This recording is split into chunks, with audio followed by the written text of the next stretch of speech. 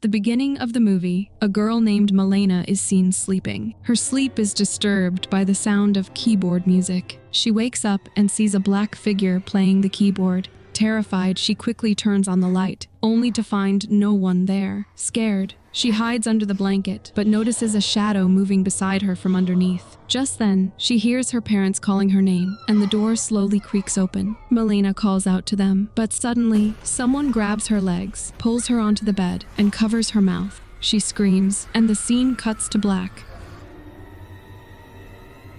Then, 3 girls are seen running when a car suddenly stops in front of them. A couple steps out and asks why they are running so fearfully this late at night. One of the girls pleads for help, saying that someone is after them. The woman offers to take them to her house and asks them to get into the car. After a while, they all reach the house. As they all go inside, one of the girls named Tina notices a girl in the window. The man calls her inside to rest. Just then, the girl in the window moves away, and Bettina also goes inside. Later at night, a faint humming sound is heard. Suddenly, the blanket of one of the girls named Olive starts sliding off. She wakes up and notices someone covered with a blanket on a chair. Trembling with fear, she slowly approaches, and as she nervously removes it, Bettina calls her name, startling her. Terrified, Olive rushes back to bed. The next morning, the couple invites the girls for breakfast. As they sit down, Bettina sees a laughing girl run behind the woman. Curious, she asks, "Do only you two live here? Isn't this house too big for you?" The woman, Amanda, explains that she inherited it from her parents. She introduces herself as a doctor and her husband, Lino, as a college professor, though they are currently not practicing to focus on their family. Amanda then asks Olive how she ended up with the syndicate. Olive explains that she got lost in a mall. When Amanda asks if her family searched for her, Olive remains silent. Lino then asks the other 2 girls. Bettina shares that her father sold her off, while Paula reveals she ran away because her mother's boyfriend was a maniac. But due to bad luck, she ended up with the syndicate.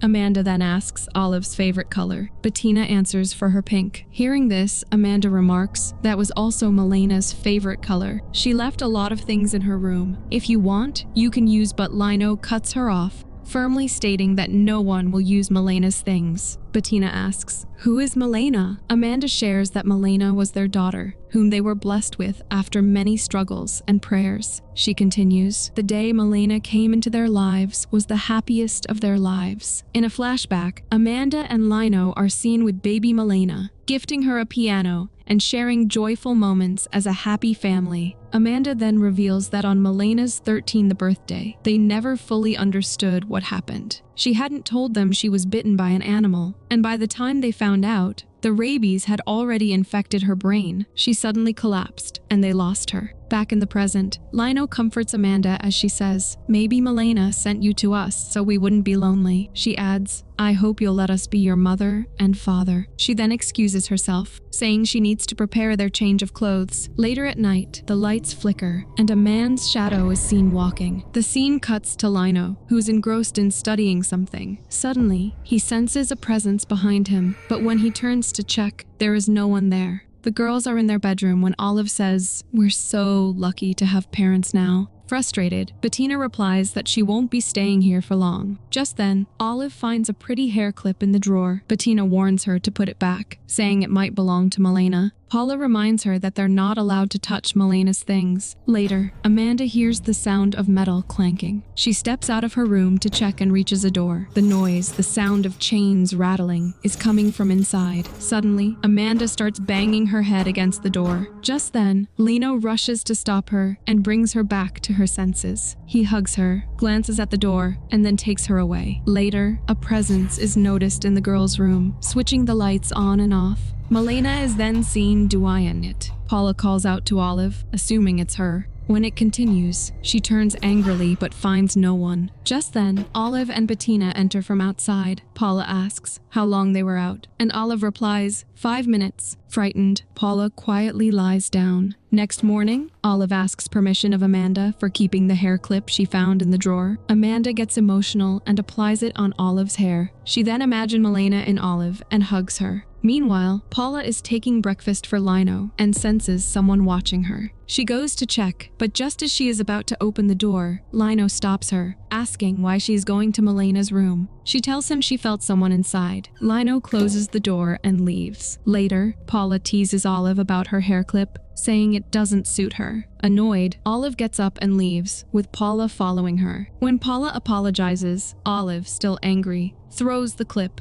Paula goes to get the clip, moves the boxes, and discovers a room behind them. She bends down to look inside and sees the clip inside. Suddenly, Lino arrives, and Olive tells him her clip fell in. Lino tells them it's dirty here and warns them never to come there again. The girls then leave. Later, Olive goes to the kitchen for water. As she opens the fridge, Melina is seen in distance, but when Olive looks, there is no one. Meanwhile, a washroom's door opens where Paula is bathing. She calls out to Olive and Bettina, asking them to close the door. Suddenly, Melina appears in front of her, asking for help, then vanishes instantly. Terrified, Paula looks around, but no one is there. Meanwhile, Bettina is doing laundry when she hears a strange sound from the machine. Checking from outside, she finds nothing unusual. After a while, the sound returns. This time, she sees a hand inside and panics. She quickly turns off the machine and checks inside, but nothing is there. The next morning, the family visits a church. Bettina notices Lino standing outside. Later, she asks why he didn't enter. He replies, "There are many things you don't know." She insists he share, but he stays silent. Amanda then joins them, and Bettina leaves. Meanwhile, Paula asks the girls about their new parents. Olive says they're lucky, while Bettina argues they don't really know them. Paula then asks about the house, mentioning it feels like someone else is there. Olive says, "A young girl?" They both wonder if it's Melina. Bettina insists Melina is dead, but Paula reveals she heard her asking for help. Bettina dismisses it, saying, "The dead can't harm you, but the living can." Later, when they return home, Olive asks about the spare room hidden behind the boxes. Lino replies that it's a storeroom. He then warns them never to enter two places, the storeroom and Melena's bedroom. With that, they all leave. After some time, Olive stands in front of the storeroom. As she bends down, a black figure appears behind her. Just as she spots her clip under the door, she suddenly sees a pair of feet there. She startles, and the scene cuts to Amanda jolting awake, crying. She says she dreamt of Melina, pleading. Lino comforts her, assuring her that their daughter is at peace, and tries to calm her down. In a flashback, Melina's memorial is shown. Lino asks Amanda to rest, but she refuses, saying she won't leave her child. She says, "I didn't even get to see her face. Then you came home with her ashes." Lino hugs her, trying to comfort her. The next morning, Olive tells Paula that there is a ghost in the storeroom, insisting that she saw it with her own eyes. Bettina joins the conversation, dismissing their claims as nonsense, and walks away. Later, at the dining table, Olive asks Amanda if there is a ghost in the storeroom, mentioning that even Paula saw a young girl. Lino interrupts, trying to stop the conversation, but Amanda turns to him and asks if it could be Melina.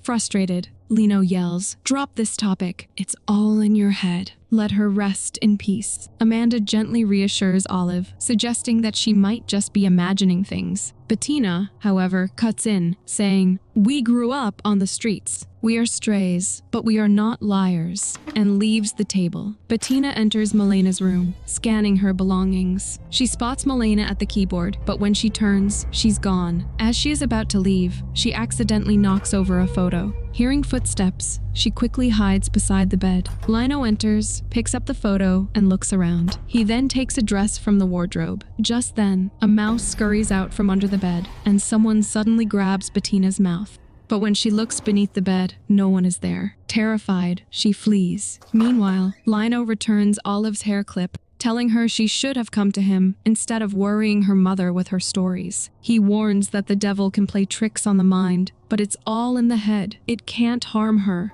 The scene shifts to a church, where the girls meet a man. He asks if they're enjoying their rich life and when it will happen. Bettina, calling him boss, says it will take time, revealing that the three girls are part of a thief gang. The man reminds them they've been there for 2 weeks. Bettina argues they haven't mapped the house yet. He accuses them of getting comfortable, but Olive snaps, "Why don't you try living in that haunted house?" The man says he fears nothing but losing money and warns them to act fast. He won't wait any longer. With that, he leaves. Bettina instructs Olive to continue her act, aiming to manipulate Amanda while she and Paula search for valuables. Paula suggests checking Lino's study, believing it holds valuable items. Bettina reveals she searched Melena's room, but found nothing expensive. Suspecting something important is hidden in the storeroom. The scene shifts to Amanda, showing Olive Melena's favorite dress. Olive asks if she can have it. That night, while Amanda is in the kitchen, Melena silently walks past her. Amanda follows and sees Melena cradling a sleeping Olive. Melena hushes Amanda before suddenly pressing down on Olive's face, smiling maniacally. Amanda rushes to stop her, only to realize she was hallucinating and is the one actually hurting Olive. Olive, following Bettina's cue, hugs her. Amanda, shaken, apologizes. Later, Olive tells Paula that Amanda, in her sleep, dragged her to the storeroom. Just then, Lino approaches and informs them that Amanda will be sleeping in Melena's room tonight. Bettina slyly asks if Amanda is receiving treatment. Lino snaps. "My wife is not crazy. I believe this phase will pass, especially with all of you here, especially you, Olive." Seizing the moment, Olive cunningly asks if she can sleep with Amanda tonight. Lino agrees. The scene cuts to Olive sleeping beside Amanda, who cries in her sleep, dreaming of Melena. In the dream, Lino tries to hold Melena, but she pushes him away. She then shoves Amanda back and runs off. Back in reality, Amanda clutches Olive and says, "Good thing you're already here." Olive reassures her, "I won't leave you, mother," and they both fall asleep. Meanwhile, Bettina successfully unlocks the storeroom. As she switches on the light, she is shocked to find Melena inside. Quickly, she steps in and shuts the door behind her. Lino stirs awake in his room. The scene cuts to Melena eating. Bettina asks, "Don't they feed you?" Melena replies, "They do, but I don't get to choose. Father cleans me once in a while." She then asks, "What year is it?" Bettina answers, 1993. Melena reveals, "I've been locked in here for over a year." When Bettina asks why, Melena clarifies, "It's not them, just father." He says, "Mother thinks I'm already dead. That's why she doesn't look for me." And he says, "I'm not his child anymore because he's not my real father." Bettina tries to unchain her, but Melena warns, "These locks won't open. Father always keeps the keys with him." Just then, Bettina hears Lino approaching. As he opens the door, he finds Melena alone. The next morning, the girl's boss arrives at the gate. Bettina meets him, and he warns they must pull off the robbery that night. She agrees. Just then, Amanda calls out, asking who she's talking to. Bettina lies, saying he was asking for directions.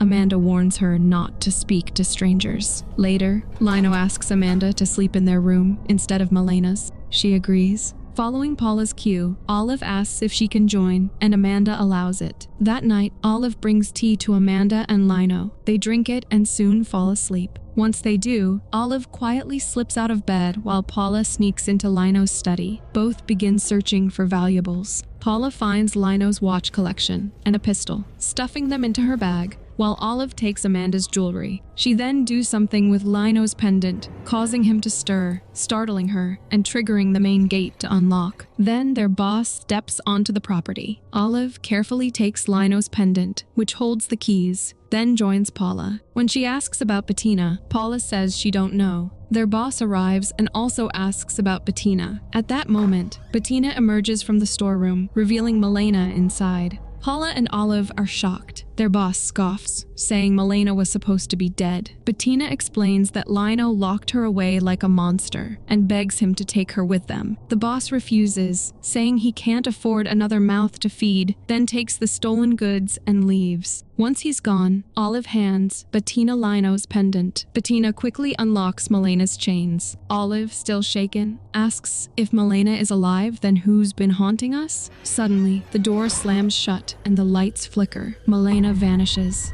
Lino bursts into the storeroom, shouting, "You let out the demon!" Bettina yells back, "We know what you've done." She spots Melena behind Lino and rushes to her, but Lino stops her, yelling at the girls to run. Melena laughs eerily and hurls Lino backward with her power. She declares, "Everything I say, you must obey. Anyone who fails will die." One by one, the doors of the house slam shut and we hear a scream. Melena then drags Boss's lifeless body. Lino, now conscious, says, "You've truly become a demon." Melena laughs and replies, "Of course. I inherited it from you, Father. What will you do now? I am now a demon, fully possessing this earthly body." A flashback reveals that Lino once promised Amanda he would give her a child. He swore that, if necessary, he would seek help from a saint, a god, or even a demon. One day, while studying, a demon approached him, offering to fulfill his deepest desire. Terrified, Lino recoiled, but the demon made him an irresistible offer. He could grant Amanda the ability to bear a child. However, there was a condition. Once the child turned 13, her body would belong to him. Desperate, Lino agreed, allowing the demon to impregnate Amanda. On Melena's 13th birthday, the demon claimed her body, turning her into what she is now, a demon in human form. To protect Amanda, Lino gave her a pendant, telling her it contained Melena's ashes. He urged her to always wear it, assuring her that this way, they would always be with their daughter. Meanwhile, he kept Melena locked in the storeroom, trying to contain the horror he had unleashed. One day, he told Melena that the demon inside her mind could not harm her, but she screamed back, "I am the demon!" Lino held up the pendant and declared, "You cannot hurt us." The demon inside Melena replied, "You may have locked away my physical body, but I am still here, lurking within your home. The moment I break free from these chains, you'd better start praying to your God for mercy." Back in the present, the girls realize that all the exit doors are locked. Meanwhile, Amanda holds Melena in her arms, apologizing for failing to protect her. Lino regains consciousness and pleads with Amanda to help unchain him. As Melena gets up and picks up a knife, Amanda confronts Lino, accusing him of lying to her. For over a year, he treated their daughter like an animal. Lino desperately tries to explain, "She's not our daughter anymore. She's a demon." "Melena is gone," Amanda says. "I won't believe you again," Lino replies. "I couldn't bear to see you suffer. That's why I made the deal with the demon," Amanda screams. "You are more evil than the demon itself." Melena silently hands Amanda the knife. Amanda contemplates killing Lino, but ultimately drops it. Infuriated, Melena throws Amanda aside, grabs the knife, and repeatedly stabs Lino, killing him. Amanda, horrified, whispers, "You are not my child," Melena says. "Mother, it's me!" But Amanda, filled with terror, manages to escape the room. Meanwhile, the girls rush upstairs. Amanda catches Olive and tells her, "Your father is dead." Olive asks, "Who killed him?" Amanda says, "I did," revealing that it's the demon. Olive runs to Paula and Bettina, and the three girls lock themselves inside a room. Bettina instructs the others to stay put while she searches for an exit. As she leaves and tries to find an exit downstairs, Olive approaches her. Bettina asks her, "Why are you here?" "I told you to stay with Paula." A horrifying realization strikes them. Paula is alone with the demon. They rush back upstairs, but when they open the door, it's too late. The demon has already killed Paula. The demon then reveals its true form before shifting back into Melena. Bettina and Olive flee the room, but Amanda stops Melena from chasing them. Amanda grips Melena tightly. Melena screams, "I am not your child." Amanda replies, "No matter what you say, you are still my child, and I will be the end of you." She tries to stab Melena, but Melena overpowers her. Melena then manages to throw Amanda's pendant away from her neck. Using her dark powers, she compels Amanda to stab herself. Melena laughs as Amanda gasps in pain. Melens then pulls the knife from her stomach and walks away in search of Olive. Downstairs, Bettina manages to unlock the front door. She frantically calls out, "Olive." Olive asks, "What about my mother?" Bettina pleads, "Let's go." Suddenly, the door slams shut again, trapping Olive inside. Melena emerges from behind. Bettina cries, "Please, Melena, spare Olive. Take me instead." Melena glares at her, then uses her powers to throw Bettina far away. Just as Melena raises her hand to strike Olive down, Amanda shoots Melena from behind. She then goes to her crying and says, "My child." Melena replies, "I am not your child," and with that, she dies. Amanda also collapses beside her, taking her last breath, and the screen cuts to black. Suddenly, a door creaks open. Olive steps out. Bettina hugs her, and together, they leave the house. Then a soft humming sound echoes from the storeroom. For a brief second, we catch a glimpse of the demon, and the movie ends here. Thanks for watching. If you enjoyed the chills, hit that like button, subscribe, and turn on notifications so you never miss a scare. Until next time, stay spooky.